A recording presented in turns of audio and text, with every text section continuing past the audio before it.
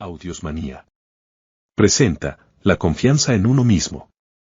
Ralph Waldo Emerson. El hombre es su propia estrella, y el alma que sea capaz de engendrar un hombre honesto y perfecto gobernará sobre toda la luz, toda la influencia, todo el destino. Para él nada llegará demasiado pronto o demasiado tarde.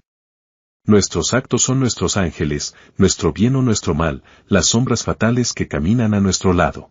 Epílogo a la fortuna del hombre honesto, de Beaumont y Fletcher. Leía yo el otro día unos versos compuestos por un pintor de renombre que me resultaban originales, nada corrientes. Sea cual sea el asunto, el espíritu siempre percibe una advertencia en esa clase de versos.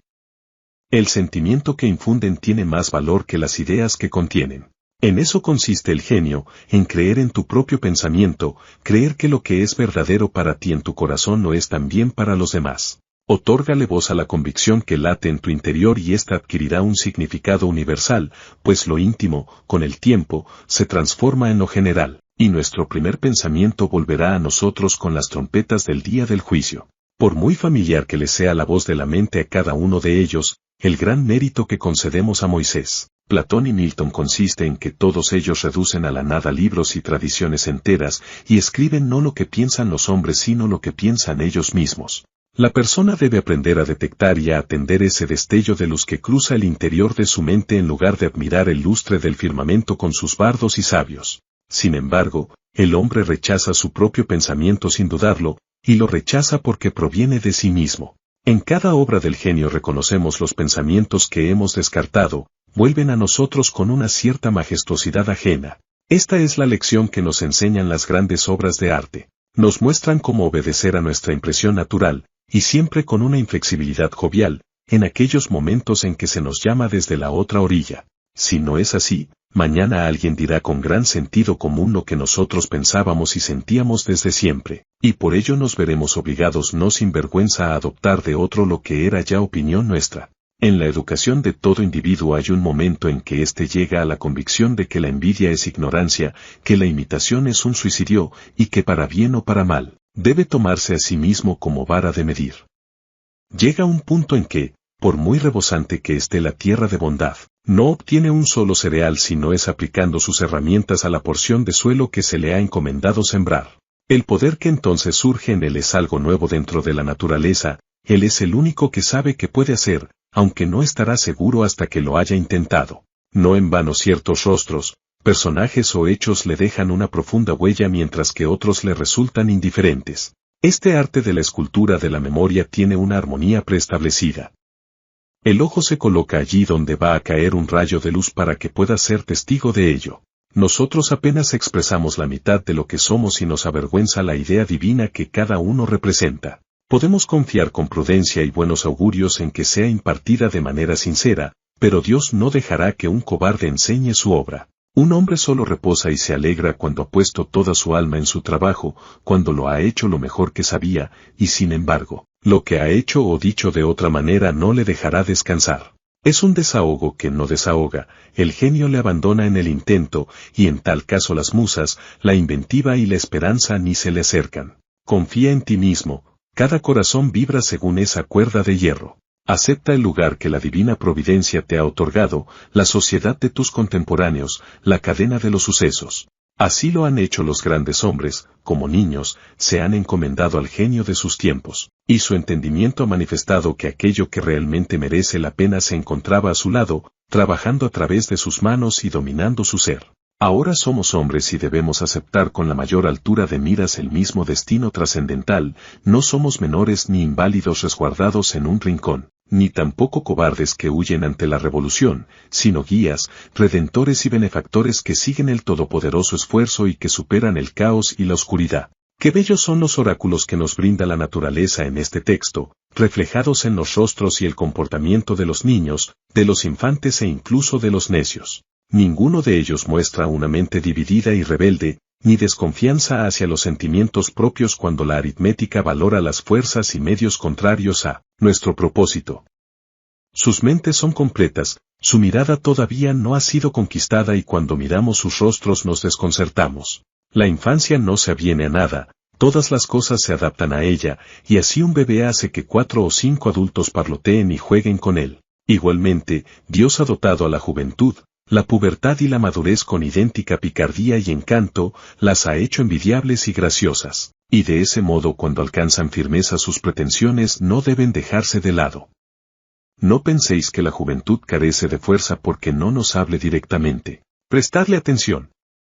Si escucháis en la habitación de al lado su voz os llegará con suficiente claridad y vehemencia. Parece que sabe dirigirse a sus contemporáneos.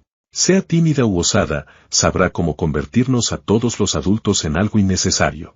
Esa impasibilidad del joven que sabe que siempre tiene un plato caliente en su mesa y que, como si se tratase de un señor, declina decir algo amable para ganarse nuestra admiración, no deja de ser una sana actitud de la naturaleza humana. Un joven en un salón es lo mismo que una baraja en una casa de juego, independiente, irresponsable, mira desde mi rincón a las gentes y las cosas que pasan por allí, los juzga a todos según sus méritos y con la rapidez del niño, los califica como buenos, malos, interesantes, tontos, elocuentes o pesados.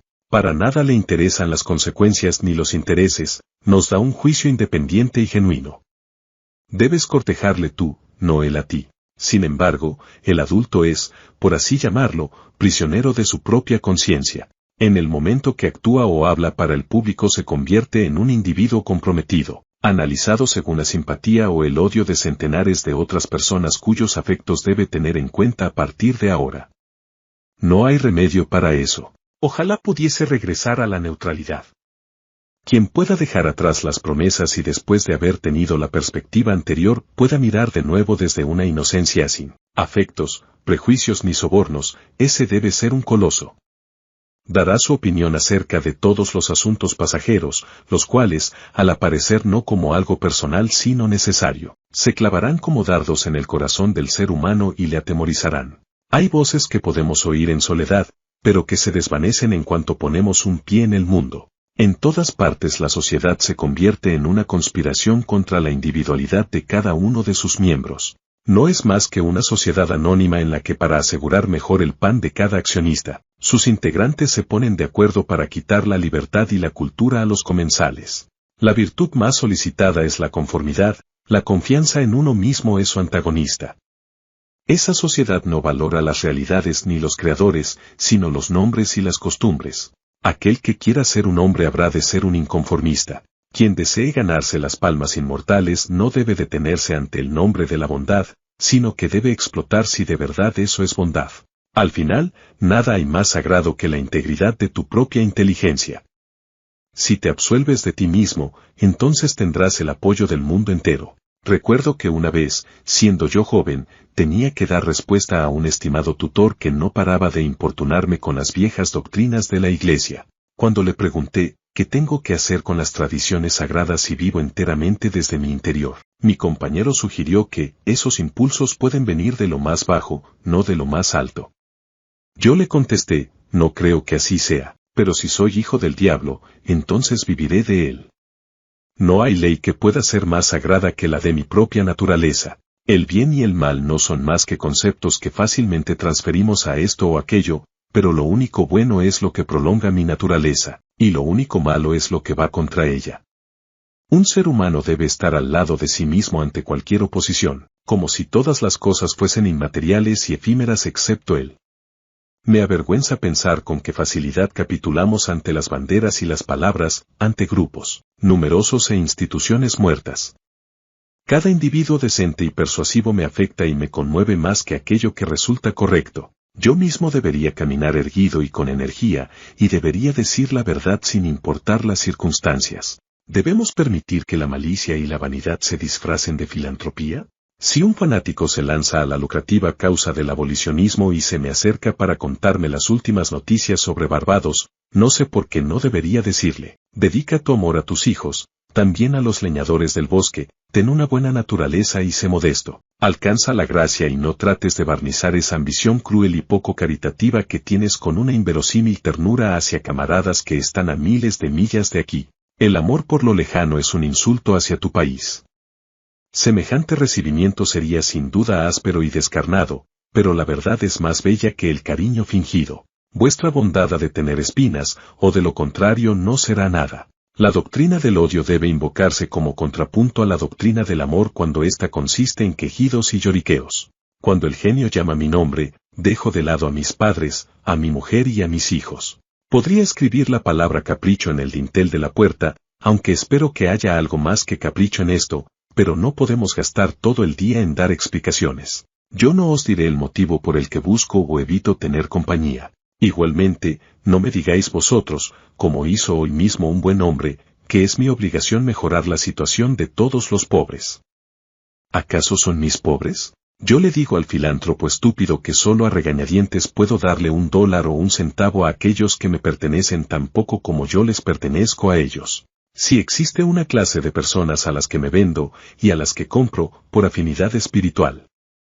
Si fuese necesario, iría a la cárcel por ellas. Sin embargo, y aunque confieso no sin sonrojo que en ocasiones cedo y doy $1 para esa extraña caridad popular vuestra, para la educación que dais en esas universidades de bobos, para lugares de encuentro que ahora mismo no sirven para nada, para dar limosnas a los necios y a millares de casas de auxilio, es cierto que se trata de $1 envenenado que las más de las veces tengo la integridad de ahorrarme. Según la apreciación popular, las virtudes son más una excepción que una regla. Ahí va un hombre con virtudes. Las personas llevan a cabo lo que se llama una buena acción, ya sea un acto de coraje o de caridad, de la misma manera que pagan una multa por no haber aparecido en la exhibición diaria. Sus obras no son más que una apología o un debilitamiento de su existencia en el mundo, igual que los inválidos y los locos han de pagar un precio más alto. Sus virtudes son realmente una carga. Yo no quiero expiar mi culpa, quiero vivir. Mi vida tiene valor por sí misma, no está hecha para el espectáculo. La preferiría mucho antes aunque fuese menos variada, pero genuina y equilibrada, que rutilante e insegura. Quiero que sea firme y dulce, que no necesite dietas ni transfusiones. Te pido que me muestres ante el lodo que eres un hombre, pero rechazo que lo hagas recurriendo a las acciones. Yo ya he aprendido que es lo mismo llevar a cabo una acción elevada que renunciar a ella. No puedo consentir el tener que pagar por un privilegio al que tengo derecho por naturaleza. Por muy escasos y limitados que sean mis talentos, yo existo, y no necesito el testimonio secundario mío o de mis compañeros. Todo lo que debo hacer es aquello que me concierne, no lo que los demás creen. Esta regla, que resulta tan dura en la existencia real como en la vida intelectual, funciona como distinción entre la grandeza y la mezquindad. Y más dura resultará cuando os topéis con quienes dicen saber mejor que tú cuál es tu obligación. En sociedad es fácil vivir de la opinión de los demás, mientras que en soledad es fácil vivir de la nuestra propia. No obstante, un gran hombre es aquel que cuando está en medio de la multitud sabe salvaguardar la independencia de la soledad con perfecta gracia. La objeción principal a someterse a costumbres que ya os parecen muertas es que dispersan vuestras fuerzas. Os hacen malgastar el tiempo y difuminan la huella de vuestro carácter. Si sustentas a una iglesia muerta, o cooperas con una sociedad basada en una Biblia muerta, o votas por un gran partido, ya sea a favor o en contra del gobierno, o pones tu mesa como lo haría una mera sirvienta, entonces me resultará difícil descubrir qué clase de persona eres bajo tantas máscaras. Además, obviamente, toda esa fuerza se resta de tu vida auténtica. Si por el contrario, haces tu trabajo sabré reconocerte. Haz tu trabajo y te reforzarás a ti mismo. La persona ha de saber que la conformidad es el juego de la gallinita ciega. Si conozco a qué secta perteneces, conozco tus argumentos de antemano. Cuando oigo a un predicador anunciar que el tema de su sermón será la conveniencia de una de las instituciones de su iglesia, inmediatamente sé que no va a decir ni una sola palabra nueva y espontánea. Estoy convencido de que a pesar de su mucha palabrería acerca de la necesidad de examinar los fundamentos de la institución, ni él mismo va a hacerlo. Sé que se ha prometido a sí mismo mirar solo hacia una parte, aquella que le está permitida no como hombre sino como pastor. No es más que un fiscal reprimido, y la arrogancia del púlpito es la peor hipocresía. Pues bien, muchos son quienes se han vendado los ojos con este o aquel pañuelo, quienes se han adherido a una de estas opiniones generales. Esta sumisión no les hace falsos en unos pocos asuntos ni autores de unas pocas mentiras, sino que son falsos en todo. Ninguna de sus verdades es remotamente una verdad. Su 2 no el 2 real, ni su 4 es el 4 real. Cada palabra que dicen es una desilusión, aunque no sabemos por dónde empezar a corregirles. Mientras tanto, La naturaleza se da prisa en procurarnos dar el uniforme del partido al que nos hemos de unir. Así comenzamos a tener siempre la misma expresión en la cara y adquirimos poco a poco la misma mueca de estupidez. En particular, hay una experiencia humillante que no para de causar estragos, incluso en la historia general, me refiero a la tonta mueca de admiración, a la sonrisa que forzamos cuando estamos en compañía poco agradable y para contestar en una conversación que no nos interesa en absoluto. Los músculos, que no se mueven espontáneamente, lo hacen según una voluntad mezquina, se tensan a todo lo largo del rostro y dan una sensación de lo más desabrida. Si eres un inconformista, el mundo te castiga con su repulsa. Por ello, el individuo ha de aprender a valorar un gesto áspero. Los transeúntes le miran con recelo, ya sea en público o en casa del amigo. Si esta aversión tuviese origen en un odio o una resistencia iguales a las suyas, bien haría en volverme a casa con el rostro triste, pero el gesto antipático de la multitud, al igual que su rostro amable, no tiene un motivo profundo, sino que se lo ponen y quitan según sople el viento o les diga el periódico. Aún así, el descontento de las gentes es más imponente que el del Senado o la universidad. Para un hombre firme es muy sencillo tolerar la ira de las clases cultivadas. La de estas es una ira decorosa y prudente, pues se trata de clases en sí muy vulnerables. Sin embargo, cuando a esa ira femenina se añade la indignación de las demás gentes, cuando se levantan los pobres y los ignorantes, cuando la fuerza bruta e irreflexiva que yace en el fondo de la sociedad ruge y se alza, hacen falta unos hábitos de la magnanimidad y la religión dignos de un Dios para tratarla como una fruslería sin importancia. El otro temor que nos hace huir de la confianza en nosotros mismos es nuestra coherencia, esto es el respeto hacia los actos y palabras del pasado. Los ojos ajenos no tienen más datos para valorar nuestra trayectoria que los hechos pasados, y somos reacios a defraudarlos, a pesar de todo. ¿Por qué deberíamos mantener la cabeza sobre los hombros? ¿Cómo arrancar este cadáver de la memoria sin contradecir algo que dijiste en este o aquel lugar? Imagínate que te contradices, ¿qué pasa entonces? Una de las reglas de la sabiduría parece ser el no guiarse solamente por la memoria, ni siquiera en actos de pura memoria, sino juzgar el pasado a través del millar de ojos del presente y vivir siempre un día nuevo. En tu metafísica has privado de personalidad a la deidad, y sin embargo, cuando surjan los sentimientos devotos en el alma, dótales de alma y vida aunque tengas que disfrazar la figura de Dios con colores y formas. Abandona tu teoría igual que José dejó su capa sobre la adúltera, y márchate. El duende de las mentes simples es la incoherencia, la misma que adoran los políticos, filósofos y clérigos más pobres. Si un espíritu grande posee consistencia, ya no le resta nada más por hacer. Puede dedicarse por entero a sí mismo y a su sombra. Di lo que piensas hoy con palabras austeras, y de la misma manera mañana di lo que piensas aunque contradiga lo que has dicho hoy. Así te asegurarás de que todos te malinterpreten. ¿Es por ello tan malo que le malentiendan a uno? Incomprendidos fueron Pitágoras, Sócrates, Jesús, Lutero, Copérnico, Galileo, Newton y todos los demás espíritus puros y sabios que se han encamado en el mundo. Ser grande consiste en ser incomprendido. Supongo que nadie puede violar su propia naturaleza. Todas las efusiones de su voluntad están cercadas por la ley de mi ser, del mismo modo que los salientes de los Andes y el Himalaya resultan insignificantes en la curva general del globo. Tampoco importa demasiado cómo calibras o pones a prueba al individuo. Una personalidad es como unas siglas o como un verso palíndromo, significa lo mismo ya lo leas hacia adelante o hacia atrás. En esta existencia deliciosa y retirada que Dios me ha concedido me permito ir anotando mis humildes pensamientos día tras día sin mirar hacia adelante o hacia atrás, y no me cabe duda de que todos ellos son simétricos aunque yo ni los vea ni los quiera así. Mi obra ha de tener el aroma de los pinos y el zumbido de los insectos. Las golondrinas que sobrevuelan mi tejado deben enganchar en mi propia red los hilos o pajitas que llevan en el pico. Pasamos por aquello que somos, el carácter educa por encima de la voluntad.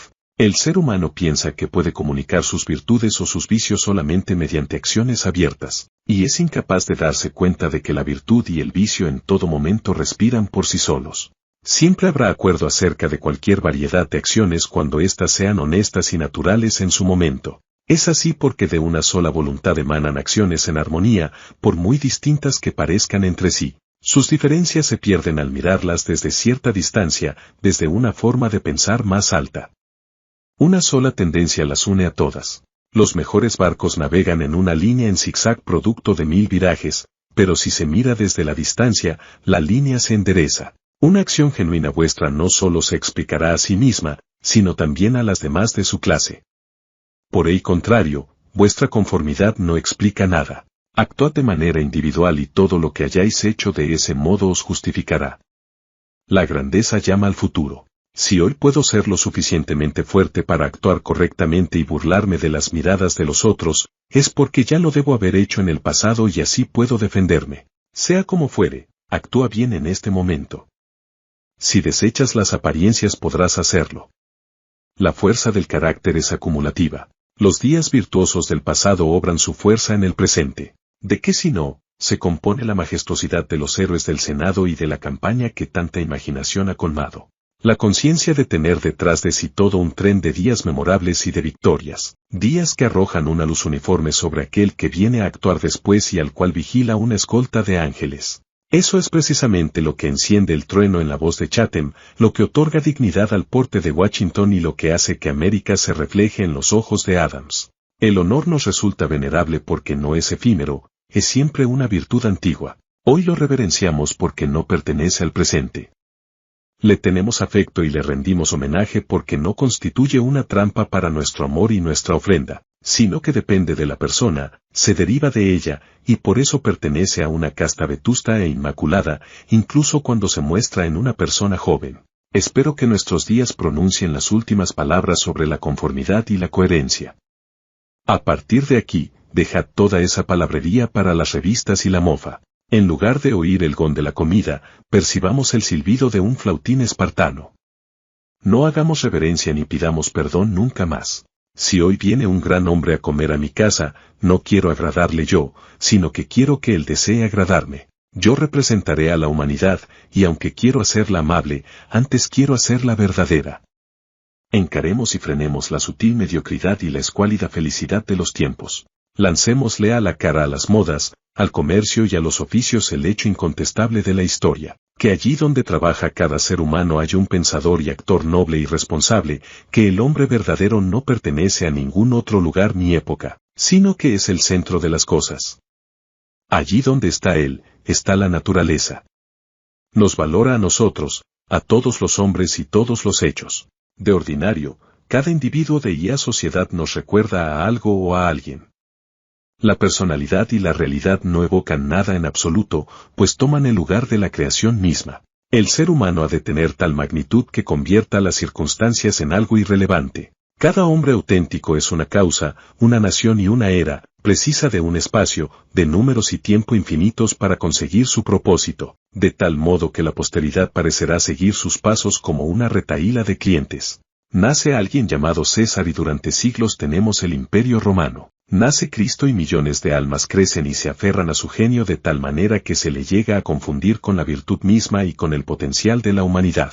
Una institución es la sombra alargada de un individuo, la vida monacal es del eremita Antonio, la reforma de Lutero, el cuaquerismo, de Fox, el metodismo, de Wesley, el abolicionismo, de Clarkson.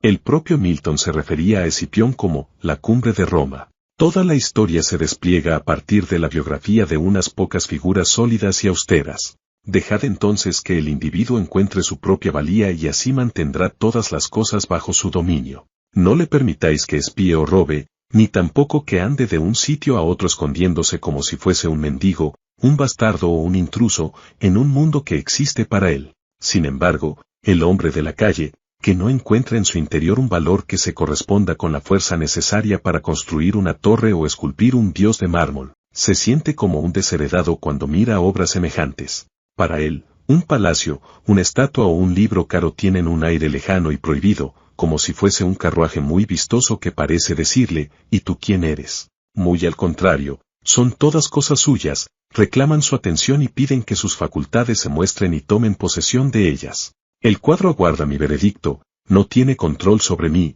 sino que soy yo quien ha de decidir si merece el elogio. Recordad aquella fábula en la que cogían a un borracho de la calle, lo llevaban a casa de un duque, lo aseaban y vestían y después le metían en la cama de éste, tras lo cual, a la mañana siguiente, todos le trataban con la pompa digna de un duque y le contaban que había estado fuera de sus cabales. Pues bien, esta historia debe su fama al hecho de que simboliza a la perfección el estado del ser humano, que en el mundo actual no es sino un borracho que de vez en cuando se despierta, hace uso de su razón y se da cuenta de que en verdad es un príncipe. Nuestras lecturas son pobres y aduladoras. En lo que atañe a la historia, nuestra propia imaginación nos engaña. Los reinos y la nobleza, el poder y la clase social, forman un vocabulario más llamativo que ese John o Edward particulares que viven en sus pequeñas casas y trabajan todos los días. Sin embargo, los asuntos vitales son los mismos para todos, y la suma de todos ellos nos da el mismo resultado. ¿Por qué tanta deferencia hacia Alfredo, Skanderbeg y Gustavo? Imaginemos que fueron todos ellos hombres virtuosos. ¿Es que agotaron las virtudes? Lo que depende de tus actos privados hoy es tan grande como lo que aquellos dejaron tras sus célebres pasos públicos. Cuando un individuo particular actúa a partir de un punto de vista original, las acciones de los reyes le transfieren el esplendor de los caballeros. Al mundo lo han educado sus reyes, los cuales han hipnotizado los ojos de las naciones. Un símbolo de tal calibre nos ha enseñado la reverencia mutua que el hombre ha de tener con los demás hombres. Esa lealtad gozosa con la que individuos de todo el mundo han soportado que sus monarcas, nobles o propietarios se guiasen según sus leyes particulares, que para juzgar a los hombres y las cosas tuviesen una escala distinta, que no pagasen sus privilegios con dinero sino con honor y que se creyesen representantes de la ley, constituye el jeroglífico mediante el cual han tenido oscura conciencia de sus derechos y su gallardía, lo cual es atributo de todos los hombres. El atractivo que ejerce toda acción original se explica cuando preguntamos acerca del motivo de la confianza en uno mismo. ¿Quién confía? ¿Sobre qué sujeto primigenio puede fundamentarse una confianza universal? ¿Cuál es la naturaleza y el poder de esa estrella que desafía a la ciencia? Ese astro sin paralelo ni elementos mensurables que arroja un haz de belleza incluso sobre acciones impuras y triviales siempre que aparece el más mínimo rastro de independencia. Estas preguntas nos llevan a ese manantial que llamamos espontaneidad o instinto, que es esencia del genio, la virtud y la vida. A esta sabiduría primigenia la denominamos intuición, mientras que todo lo que viene después son enseñanzas. En esta fuerza primera y profunda encuentran su origen común todas las cosas, incluso aquellos hechos remotos que la ciencia no alcanza. Esto sucede porque el sentido de la existencia que sin saber cómo se despierta en nuestra alma durante los momentos de calma no es diferente de los objetos, del espacio de la luz, del tiempo o del hombre, sino que con ellos forma una unidad, y obviamente proviene de la misma fuente de la que provienen la vida y el ser de estos. Primero compartimos la vida que hace que las cosas existan, tras lo cual pasamos a verlas como apariencias de la naturaleza y olvidamos que hemos compartido su causa. Ahí yace la fuente de la acción y del pensamiento. Son esos los pulmones de la inspiración que dota al individuo de conocimiento y que no puede ser negada sin hacer gala de impiedad y ateísmo. Nos hallamos en el regazo de una inteligencia inconmensurable que nos hace receptores de su verdad y de sus medios de acción. Cuando discernimos la justicia o la verdad no lo hacemos por nosotros mismos, sino que estamos dejando paso a sus rayos de luz. Si nos preguntamos de dónde procede, si tratamos de fisgonear en el espíritu que la origina, toda la filosofía resultará errónea. Todo lo que podemos asegurar es su presencia o su ausencia. Cada persona distingue los actos voluntarios de su mente de sus percepciones involuntarias y sabe que debe tener una fe inquebrantable en las segundas. Podrá equivocarse en su expresión, pero sabe que éstas son de tal manera y no admiten discusión, como el día y la noche. Mis acciones voluntarias y mis hallazgos son pasajeros, por el contrario, es el sueño más espontáneo, la emoción más simple y vaga quienes guían mi curiosidad y mi respeto. La gente atolondrada es la que contradice con la misma facilidad sus percepciones y sus opiniones, pues no distinguen entre ambas. Se imaginan que soy yo quien elige percibir esto o aquello.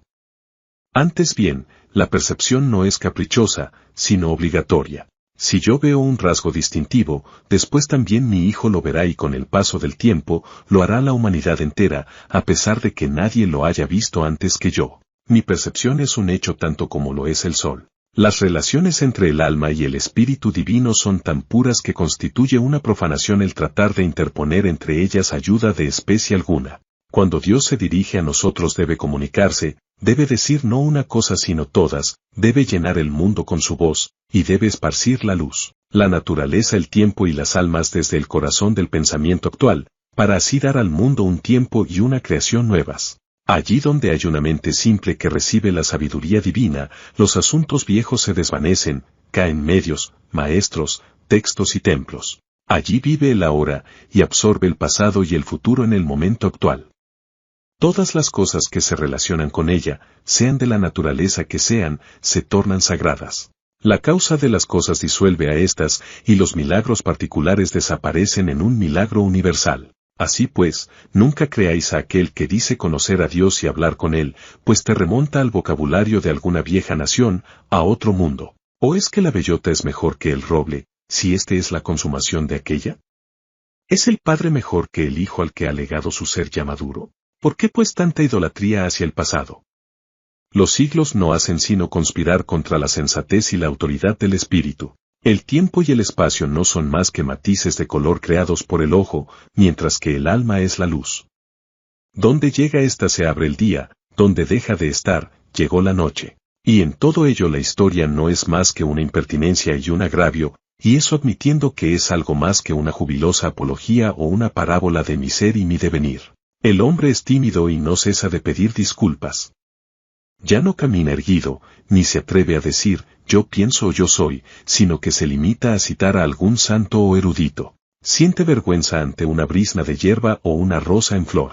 Estas rosas que brotan bajo mi ventana no hacen referencia a otras anteriores ni mejores, son las que existen con Dios en este día. Para ellas no existe el tiempo. Solo está la rosa, que es perfecta en cada instante de su existencia. Antes de que florezca un capullo, su vida al completo entra en acción. En la flor ya no hay nada más, mientras que en la raíz desnuda yace todo. En todo momento su naturaleza queda satisfecha, al igual que ella satisface a la naturaleza. Sin embargo, el hombre no hace más que posponer o recordar. No vive en el presente, bien sus ojos sienten nostalgia del pasado, bien anda de puntillas tratando de adivinar el futuro e ignorando las riquezas que le rodean. No puede ser dichoso ni fuerte hasta que viva con la naturaleza en el presente, más allá del tiempo. Esto debería haber quedado ya suficientemente claro. No obstante, podemos ver cuántos intelectos poderosos no se atreven a escuchar a Dios si no es a través de la palabrería de un David, un Jeremías o un Pablo. Raras veces ponemos un precio tan alto a tan pocos textos, a tan pocas vidas. Somos como esos niños que repiten de memoria las frases de sus abuelas o sus tutores, y conforme se hacen mayores de los personajes de talento que conocen, tratando desesperadamente de recordar las palabras exactas que un día dijeron. Tiempo después, cuando adoptan el punto de vista que aquellos expresaron, llegan a entenderlos y pueden abandonar esas frases, ya que cuando la ocasión lo requiera sabrán crear las suyas propias con igual conveniencia. Si vivimos de verdad, entonces podremos ver de verdad.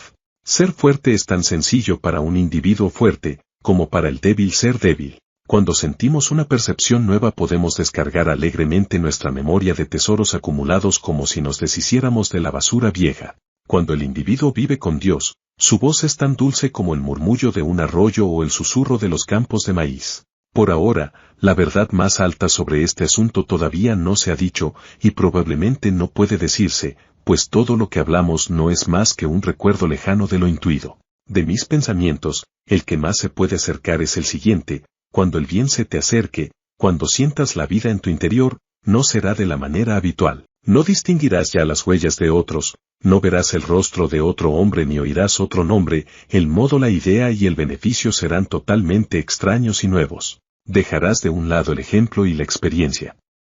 Tomarás el camino desde el hombre, no hacia él. Todos los que han vivido solos son consejeros ya olvidados. También el miedo y la esperanza quedarán atrás.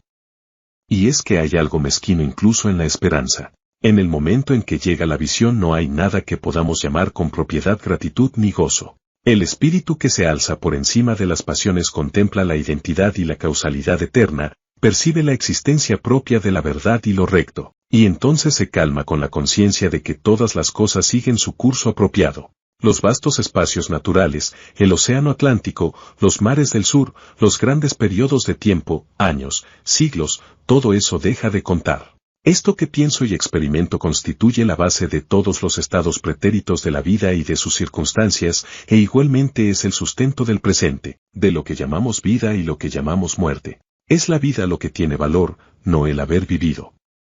El poder cesa en los momentos de reposo, pues reside en el momento de transición de un estado pasado a otro nuevo, en el paso del abismo, en el dardo que se dirige a su objetivo. El mundo odia esta realidad, esto es que el espíritu deviene, ya que eso equivale a degradar el pasado para siempre, convertir todas las riquezas en migajas y toda reputación en vergüenza, contundir al santo con el maleante, y apartar a un mismo confianza en uno mismo. Donde quiera que esté presente el alma habrá un poder no satisfecho, sino activo. Opinar sobre la confianza es solo una manera pobre y externa de hablar. Es preferible hablar de aquello que confía, aquello que obra y que es quien posee mayor grado de obediencia que yo, me domina, aunque no levante un dedo. A su alrededor me muevo gracias a la gravitación de los espíritus. Cuando hablamos de una virtud eminente nos la imaginamos como algo retórico. Todavía no hemos sido capaces de advertir que la virtud significa altura, que por las leyes de la naturaleza un hombre o una compañía de hombres maleables y permeables a los principios deben conquistar y gobernar sobre todas las ciudades, las naciones, los reyes, los millonarios y los poetas que carecen de esa naturaleza. He aquí el hecho último al que rápidamente llegamos en este asunto, como en todos los demás, la resolución de todo en el siempre sagrado uno. La existencia en sí misma es el tributo de la causa suprema, de tal modo que la medida del bien se establece según el grado en que ésta penetra en las formas inferiores. Las cosas son reales en función de la virtud que contienen. El comercio, el matrimonio, la caza de animales o de ballenas, la guerra, la elocuencia, la influencia que Tino ejerce, todos ellos son algo, y merecen mi respeto como ejemplos de la presencia y la acción impura de aquella. Puedo ver cómo en la naturaleza esa misma ley obra su influencia sobre la conservación y el desarrollo. En la naturaleza el poder es la medida esencial de lo correcto. Ella no permite en su reino nada que no se ayude a sí mismo. La creación y desarrollo de un planeta, su posición y órbita, el árbol torcido que se recupera del huracán o los recursos vitales de todo animal y vegetal son ejemplos de un espíritu autosuficiente y seguro de sí mismo. De este modo, todo se concentra. No seamos vagabundos y sentémonos en el hogar con la causa. Deslumbremos y confundamos a esa chusma de hombres y libros intrusos declarando con naturalidad el hecho divino. Obliguemos a los invasores a que se quiten los zapatos, pues Dios habita en esta casa. Dejemos que sea nuestra sencillez quien los juzgue, que sea la obediencia a nuestra propia ley quien revele la mísera naturaleza y fortuna de nuestros adinerados ciudadanos. Con todo, todavía somos una muchedumbre. El hombre no siente temor hacia sí mismo, ni a su genio se le aconseja que se quede en casa, que se ponga en contacto con el océano interior, al contrario, se marcha al extranjero para mendigar un vaso de agua de las fuentes de otros. Debemos caminar solos. Prefiero sentir el silencio que inunda la iglesia antes del servicio por encima de cualquier oración. Qué lejanas, qué serenas y castas parecen las personas rodeadas por un recinto o santuario.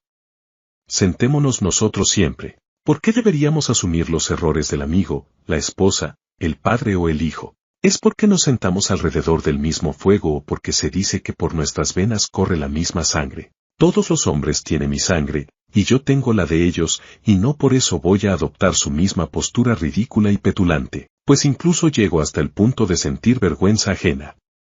Vuestra soledad no debe ser mecánica sino espiritual, es decir, debe ser una elevación.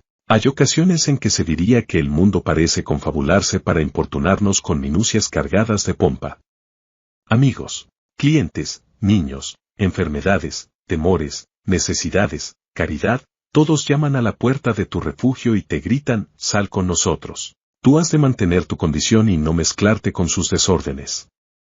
El poder que tienen los hombres para molestarme se lo he concedido yo con una débil curiosidad. Nadie se me puede acercar si no es a través de mis actos. Tenemos aquello que amamos, pero el deseo nos hace despojarnos del amor. Si no podemos alcanzar inmediatamente la santidad de la obediencia y la fe, al menos resistamos ante la tentación. Entremos en estado de guerra, levantemos a Thor y Woden el coraje y la constancia en nuestras almas sajonas. En tiempos tan tímidos como los de hoy, eso se consigue diciendo la verdad. Reprimid toda hospitalidad y afecto falsos. No viváis esperando a esas gentes frustradas y frustrantes con las que conversáis. Decidles, oh padre, oh madre, oh esposa, oh hermano, oh amigo, hasta ahora he vivido contigo por las apariencias. A partir de hoy, pertenezco a la verdad. Debéis saber que desde este momento no obedezco otra ley que no sea la eterna. En mí no encontraréis promesas, sino cercanía. Me esforzaré por alimentar a mis progenitores, por mantener a mi familia y por ser digno marido para mi esposa, pero estos vínculos he de consumarlos de un modo nuevo y nunca antes visto. Os hablo desde vuestras propias costumbres, pero debo ser yo mismo. Ya no puedo dividirme por vosotros, ni puedo exigiros a vosotros tal cosa. Si podéis amarme por lo que soy, entonces todos seremos felices. Si no podéis, buscaré merecer que lo hagáis. No esconderé mis gustos ni mis aversiones. Confiaré tanto en que todo lo que es profundo es tan bien sagrado que no escatimaré fuerzas en hacer aquello que el corazón me señala y me deleita interiormente. Si eres de carácter noble, te amaré; si no lo eres, ni tú ni yo nos ofenderemos con cumplidos hipócritas. Si eres auténtico de un modo distinto al mío, sé fiel a tus compañeros que yo me buscaré los míos. No hago nada de esto con fines egoístas, sino con humildad y honradez. Por mucho que hayamos vivido entre mentiras, el objetivo mío, tuyo y de todos los hombres es vivir dentro de tu verdad. ¿Parece demasiado severo decir algo semejante en nuestros días? Pronto llegaréis a amar aquellos que dicta nuestra naturaleza. Si seguimos los pasos de la verdad, ella nos rescatará sanos y salvos. No obstante, así causarás daño a esos tus amigos. Así es, mas no puedo vender mi libertad y mi poder para proteger su sensibilidad. Además, todo el mundo tiene momentos de lucidez en los que giran sus ojos hacia la región de la verdad absoluta, entonces me defenderán y obrarán como yo lo hago. El pueblo piensa que tu rechazo a los principios populares equivale a rechazar cualquier principio, esto es, que equivale al antinomianismo, de modo que hasta el sibarita más imprudente utilizará el nombre de la filosofía para disfrazar sus crímenes. Sin embargo, la ley de la conciencia permanece. Hay dos clases de confesionarios a los que podemos acudir para pedir la absolución. Puedes cumplir con tu obligación confesando de manera directa o de manera refleja. Piensa si has cuidado tus relaciones con tu padre, tu madre, tu primo, tu vecino, con tu ciudad, tu gato y tu perro. Comprueba si alguno de ellos puede reprenderte. Por mi parte, yo puedo dejar a un lado este principio reflejo y absolverme a mí mismo. Tengo mis propias reivindicaciones dignas y mi círculo perfecto, y este no considera obligaciones las muchas exigencias que pasan por tales. Sin embargo, si soy capaz de descargarme de deudas podré arreglármelas sin el código popular. Si alguien cree que esta ley es demasiado relajada, que trate de cumplirla durante un solo día. En verdad muestra rasgos divinos quien es capaz de rechazar los argumentos habituales de la humanidad para aventurarse a confiar en sí mismo como dueño de sus acciones. Su corazón tiene que ser levado, su voluntad fiel y su vista limpia para que de veras pueda erigirse en doctrina, sociedad y ley para sí mismo, pues el propósito más simple es para él tan fuerte como la necesidad imperiosa lo es para otros. Si alguien tiene en cuenta estos aspectos referentes a lo que llamamos sociedad, comprobará cuán necesaria resulta esta ética. Diríase que le han arrancado la fibra y el corazón al hombre, y por eso se ha transformado en un quejica temeroso y abatido. Tenemos miedo a la verdad, a la fortuna, a la muerte y a cada uno de nosotros mismos. Nuestra era no produce individuos extraordinarios y perfectos. Queremos hombres y mujeres que renueven la vida y nuestra situación social, pero vemos que la mayoría de las figuras son poco solventes, que no pueden satisfacer ni sus propias necesidades, que su ambición excede con mucho su fuerza práctica, y que continuamente se inclinan para suplicar. Nuestra vida doméstica es digna de un mendigo, ni siquiera hemos elegido nuestras artes, nuestras actividades, nuestros matrimonios o nuestra religión, sino que la sociedad lo ha hecho en nuestro lugar. Somos soldados de salón. Rehuimos la difícil batalla del destino, que es donde nace la fuerza. Si nuestros jóvenes fracasan en sus primeras labores, perderán la esperanza. Si un joven mercante falla, le dicen que está arruinado. Si transcurrido un año de haberse graduado, el mejor de nuestros cerebros universitarios no consigue que le metan en una oficina de los alrededores de Boston o Nueva York, tanto a él como a sus amigos les parecerá bien justificado que éste se desmoralice y se queje durante el resto de sus días. Cualquier muchacho de New Hampshire o Vermont con suficiente empuje como para acometer todas las profesiones, para crear un equipo, labrar o vender de puerta en puerta, para mantener una escuela, dar sermones, editar un periódico, ir al Congreso, comprar terrenos públicos, etc., vale tanto como un centenar de esas marionetas de ciudad. Él sí camina hombro con sus tiempos y no siente vergüenza por no estudiar una profesión, ya que no demora su vida, sino que la vive en el momento. No tiene una oportunidad, sino cientos. Deja que un estoico explique los recursos del individuo y les diga a los hombres que no son sauces llorones, sino que pueden y deben ser independientes, que ejercitando la confianza en uno mismo surgirán poderes nuevos, que un hombre es el mundo encarnado, nacido para sanar a los pueblos, que debería avergonzarse de nuestra compasión, y que en el momento que actúa por sí mismo y arroja por la ventana las leyes, los libros, el fanatismo y las costumbres, entonces dejamos de tenerle lástima y pasamos a darle las gracias y a reverenciarle. Ese maestro restaurará el esplendor que corresponde a la vida del hombre y hará que toda la historia admire su nombre. No resulta difícil comprobar que una firme confianza en uno mismo ha de provocar una revolución en todas las funciones y vínculos del individuo, en su religión, su educación, sus ambiciones, su modo de vida, sus alianzas, sus propiedades y sus reflexiones. ¿A qué oraciones se entregan los hombres?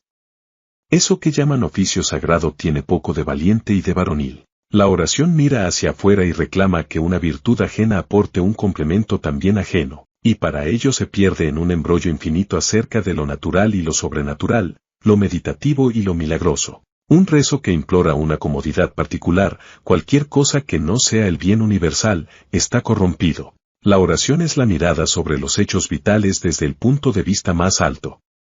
Es el soliloquio de un espíritu contemplativo y jubiloso. Es el espíritu de un Dios que aprueba su propia obra. Sin embargo, cuando la plegaria tiene como objetivo un fin privado se transforma en una mezquindad y un robo, ya que supone una dualidad y no una unidad en la naturaleza y en la conciencia.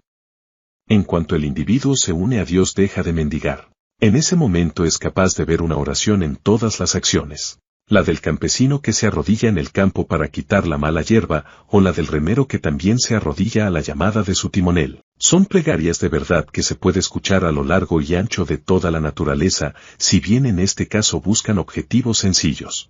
En la obra Bonduca de Fletcher, cuando al personaje de Catarach le advierten que debe conocer los pensamientos del dios Ándate, responde: su significado oculto yace en nuestros esfuerzos. Nuestros valores son los mejores dioses. Nuestros lamentos son otro tipo de plegarias falsas. El descontento es la carencia de confianza en uno mismo, una enfermedad de la voluntad. Lamentad las calamidades y con ello podéis ayudar a quien las sufre, si no es así, aplicaos a vuestra tarea y con ello comenzará a repararse el mal. Nuestra compasión es tan mezquina como el lamento. Acudimos a quienes lloran por tonterías, nos sentamos a su lado y lloramos para acompañarlos, en lugar de mostrarles la verdad y la salud con descargas eléctricas que les pongan de nuevo en comunicación con su propio sentido común. El secreto de la fortuna está en la alegría de nuestras manos.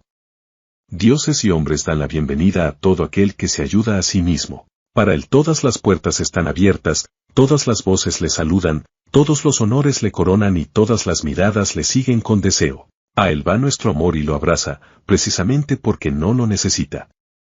Le tocamos y recibimos con ansia y precaución porque decidió seguir su camino e ignorar nuestras críticas. Los dioses le aman porque los hombres le odian. Los benditos inmortales, decía Zoroastro, socorren a aquel que persevera. Al igual que las oraciones de los hombres son una enfermedad de la voluntad, los credos lo son del intelecto. Dicen lo mismo que aquellos bobos israelitas, que no sea Dios quien nos hable, que si no moriremos.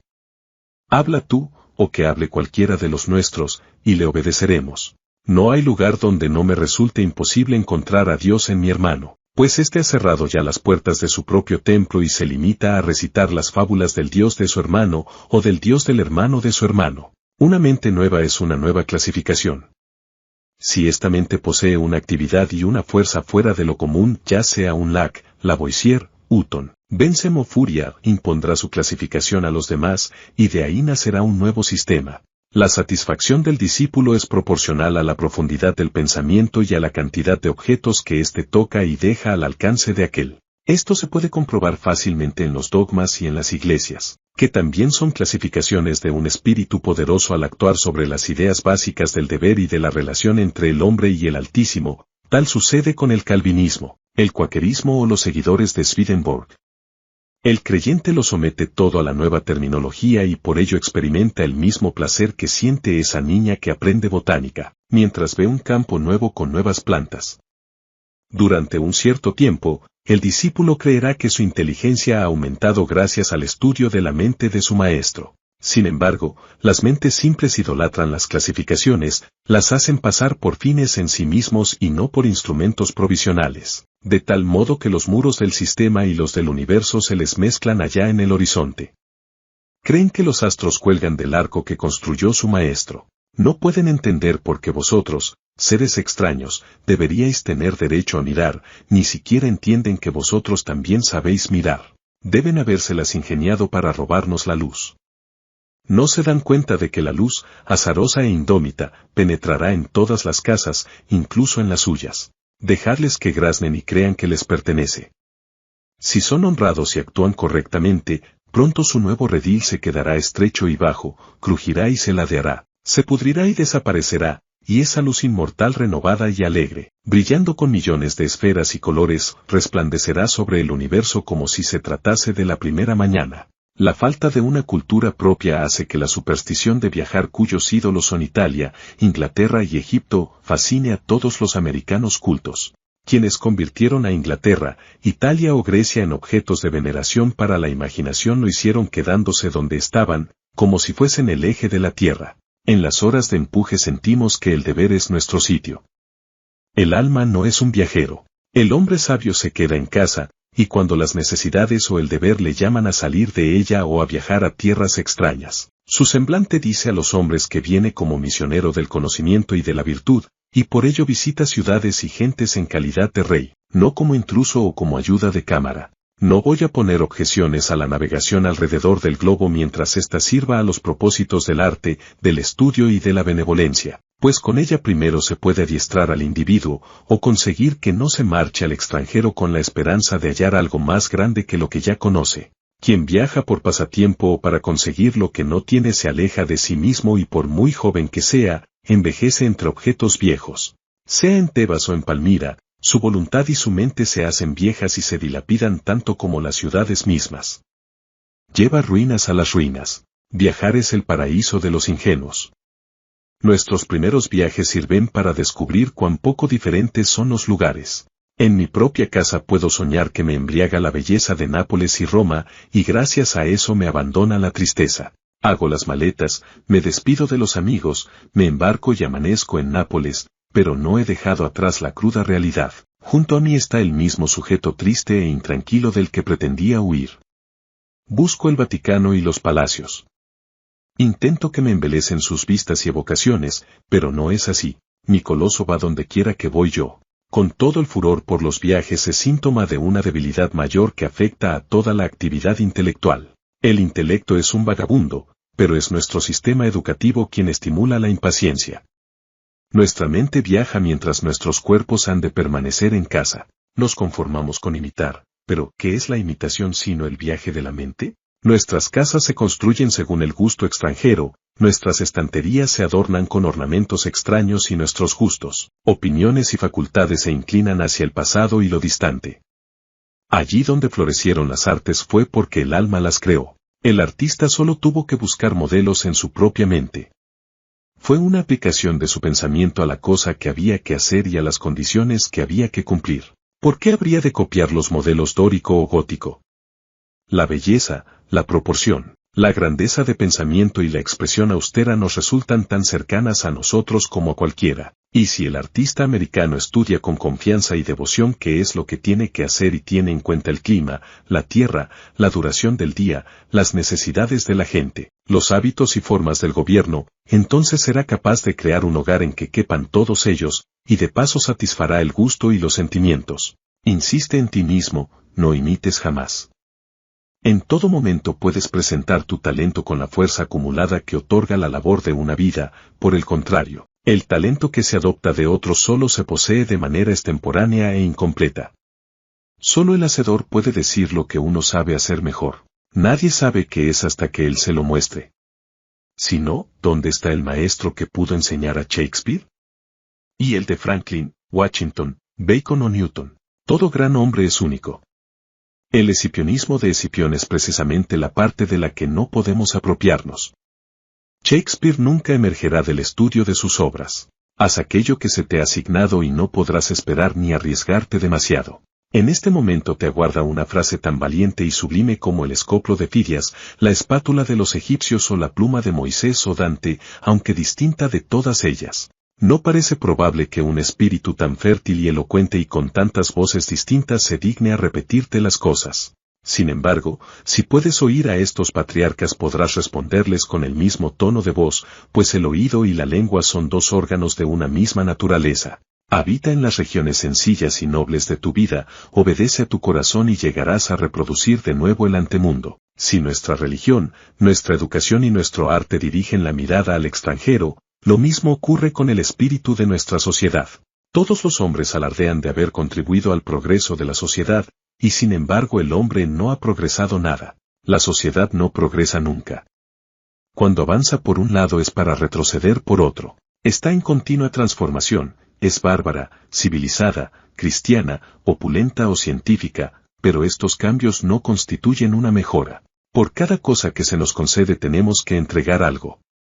La sociedad se enriquece con artes nuevas a costa de perder instintos antiguos. Qué contraste entre, por una parte, el americano bien vestido que lee, escribe y piensa y lleva en su bolsillo un reloj, un lápiz y una letra de cambio, y por otra, el nativo desnudo de Nueva Zelanda cuyas posesiones se reducen a un garrote, una lanza, una esterilla y un rincón en la choza común para pasar la noche. No obstante, si comparáis la salud de ambos veréis que el hombre blanco ha perdido su vigor primitivo.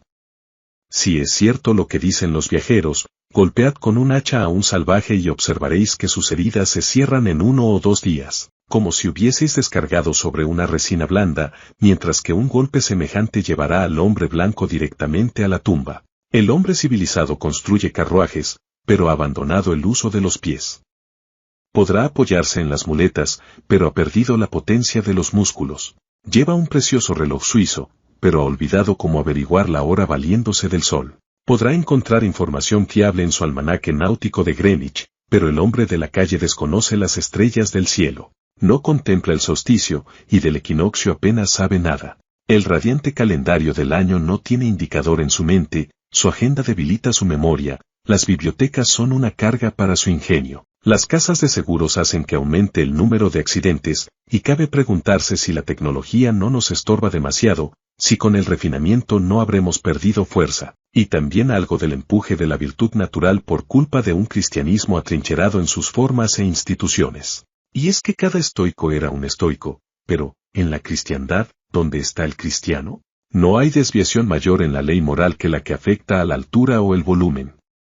Hoy día los hombres no son más grandes que los de antes. Puede observarse una extraña igualdad entre los hombres ilustres de la antigüedad y los de ahora. Ni toda la ciencia, ni el arte, ni la religión ni la filosofía del siglo XIX sirven para educar hombres más grandes que los héroes que creó Plutarco 23 o 24 siglos atrás. La casta no progresa con el tiempo. Foción, Sócrates, Anaxágoras y Diógenes fueron personajes de gran estatura, pero no hemos heredado de ellos ninguna clase social. A aquel que pertenece a su clase no se le suele llamar por el nombre de aquellos, sino que tiene el suyo propio y es a su vez fundador de su propia institución. Las artes y los inventos de cada época constituyen el ropaje de las mismas, mas no fortalecen al individuo. Quizá el daño que causan las máquinas perfeccionadas compensará sus bienes.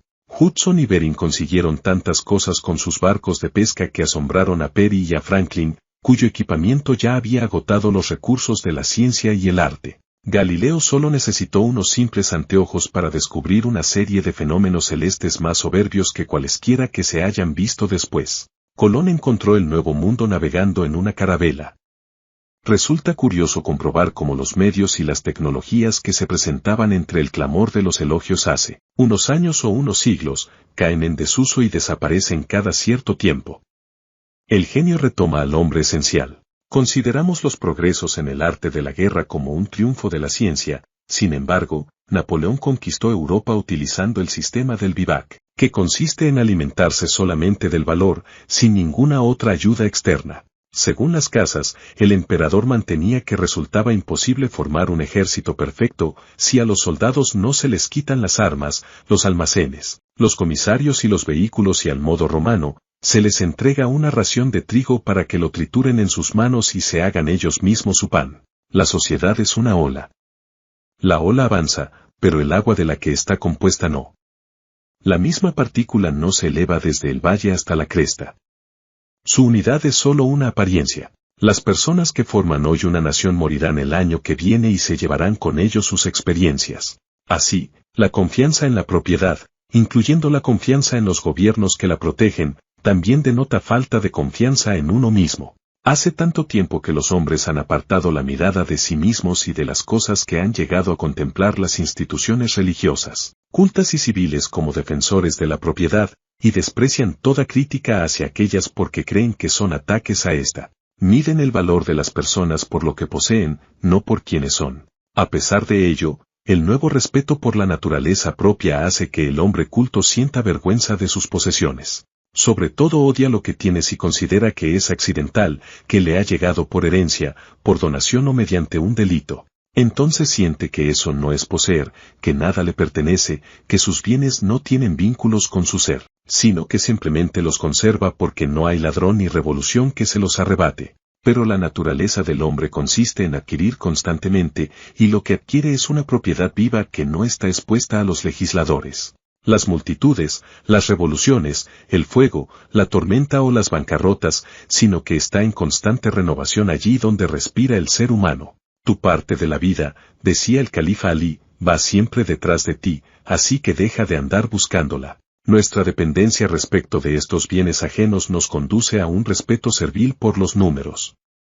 Los partidos políticos celebran asambleas populosas. A medida que aumenta la concurrencia, los millares de ojos y brazos nuevos que saludan a cada nueva agrupación, la delegación de Essex, los demócratas de New Hampshire, los liberales de Maine, permiten que el joven patriota se sienta más fuerte que antes. Igualmente, los reformistas convocan asambleas donde se vota y se toman decisiones por aclamación. Amigos míos, Dios no se acercará y habitará en vosotros por medios semejantes. En el momento en que un hombre deja de lado todo el apoyo externo es cuando le veo fuerte y predominante. Cada vez que tiene que recurrir a su estandarte se hace más débil. ¿Acaso un individuo no es mejor que una ciudad?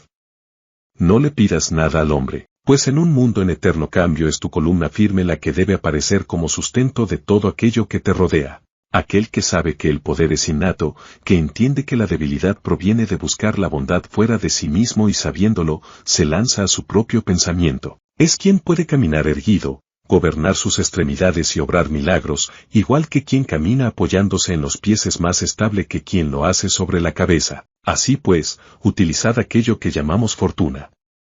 Muchos son quienes juegan con ella y lo ganan todo o lo pierden todo, depende de la rueda. Pero tú has de entender que tales ganancias son ilícitas y debes desenvolverte en la causa y el efecto, que son los dignatarios de Dios. Trabaja y adquiere dentro de la voluntad, así retendrás la rueda de la fortuna y no tendrás que temer sus giros. Una victoria política, una subida de los alquileres, la recuperación tras una enfermedad o el regreso del amigo ausente son hechos que nos colman de alegría, y con buena lógica piensas que tras ellos han de venir días propicios. No te lo creas. Nada que no seas tú puede darte paz. Nada que no sea el triunfo de los principios.